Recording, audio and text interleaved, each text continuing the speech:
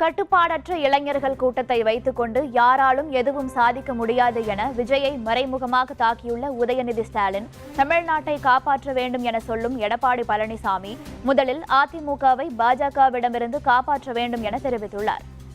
தமிழ்நாட்டை காப்பாற்றுவதற்கான அந்த போர்க்களத்தில் திராவிட முன்னேற்ற கழகம் என்னைக்குமே முன்வரிசையில் இருந்திருக்கு.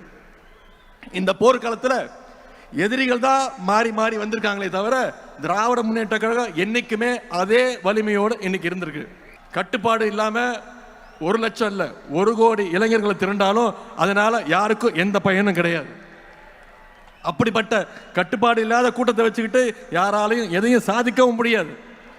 ஆனா உங்களை மாதிரி கட்டுப்பாடோடு இருக்கக்கூடிய இந்த கூட்டம், கொள்கை கூட்டம் கழகத்திற்கு மட்டுமல்ல, இன்னைக்கு ஒட்டுமொத்த தமிழ்நாட்டுக்குமே மிகப்பெரிய ஒரு பலம்னு என்னால் உறுதியாக சொல்ல முடியும். 2026 திரு எடப்பாடி பழனிசாமி அவர்களை முதலமைச்சர் ஆக்குவோன்னு அடிமைகள் தீர்மானம் போட்டிருக்கிறாங்க. பொதுவாக காரில் பேட்டரி டவுன் ஆனால் அதை 4 பேர் தள்ளி விட்டு ஸ்டார்ட் பண்ணலாம். ஆனால் காரில் இன்ஜினே இல்லைன்னா எவ்வளவு தள்ளினாலும் அது ஸ்டார்ட் ஆகாது.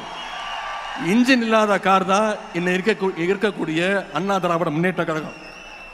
இப்போ பாஜக அப்படின்ற லாரி அந்த இன்ஜின் இல்லாத காரை எப்படியாவது கட்டி இழுத்துட்டு போக பார்க்குது.